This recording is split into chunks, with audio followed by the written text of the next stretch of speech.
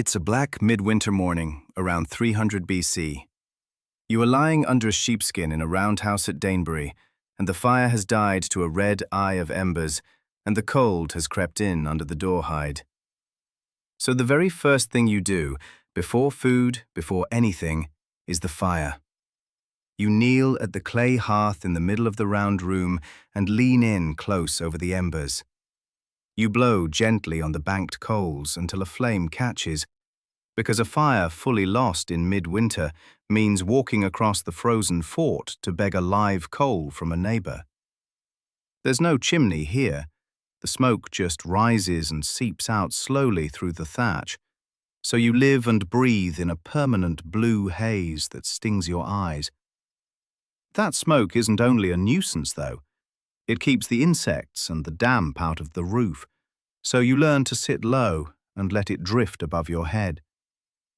You feed the young flame with split oak and ash logs stacked against the wall, wood you cut and dried back in summer, because green wood only hisses and smokes and won't warm you.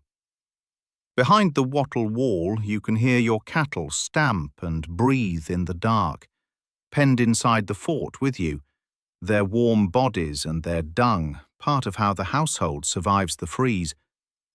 You pull your wool cloak close and pin it at the shoulder with a small iron brooch, and you've greased your hair to keep the wind off your scalp when you go outside. Then you lift the heavy leather door-hide and step out into the frost.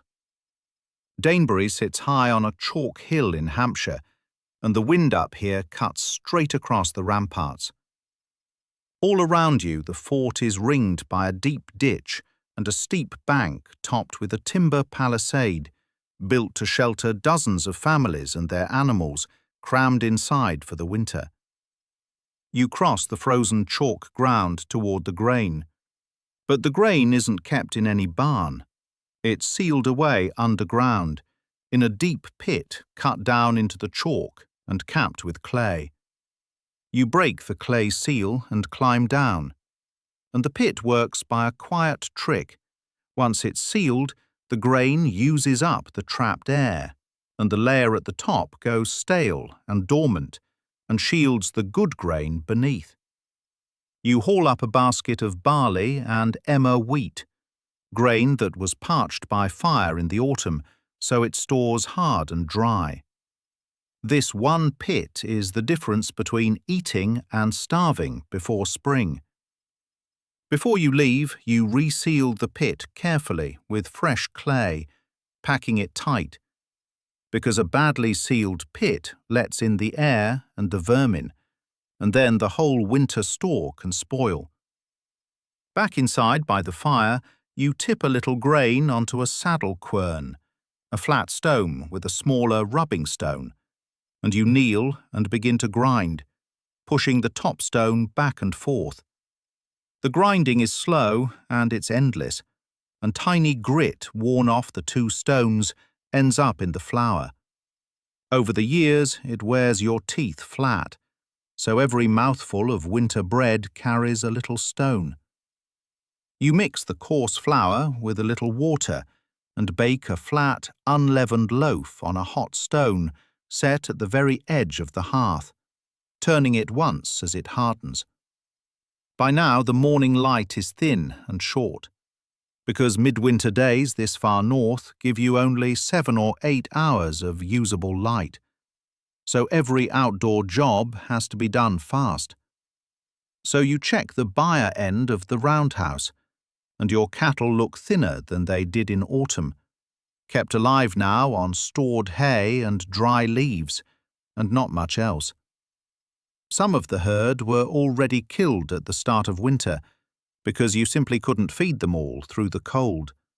So the weakest were slaughtered in autumn, and their meat put by. You reach up and pull down a joint of that meat, salted and smoked, hanging in the rafters where the constant hearth smoke has slowly cured it and kept it from rotting. Salt itself is precious, carried up all the way from coastal sultans and traded inland. So you let the smoke over the fire do most of the preserving work for free. Then you take the kettle out to water, but the trough and the spring are frozen over, so you break the ice with a wooden club before the beasts can drink. You scatter the last of the leaf hay and the gathered bracken for the animals. And you know that when this runs out before spring, the beasts will start to starve. And so will you. At midday, you eat standing up, a little flatbread, a scrap of the salted meat, and some barley porridge cooked in a round-bottomed clay pot sitting right in the hot ashes. Into that pot you stir the wild stores you hoarded, hazelnuts gathered and dried in the autumn, dried apples, and dark sloes, all saved in baskets for exactly this hungry season. You spin as you sit, wool from your own sheep, twisted onto a drop spindle, weighted with a little clay whorl, because every cloak and blanket is made entirely by hand through the long dark. Because every scrap of daylight counts, you carry the spindle to the doorway to catch the last gray light before you have to turn back inside to work by firelight. That wool becomes thread, and the thread becomes cloth, woven on a tall upright loom weighted at the bottom with rows of fired clay loom weights that hang along the roundhouse wall.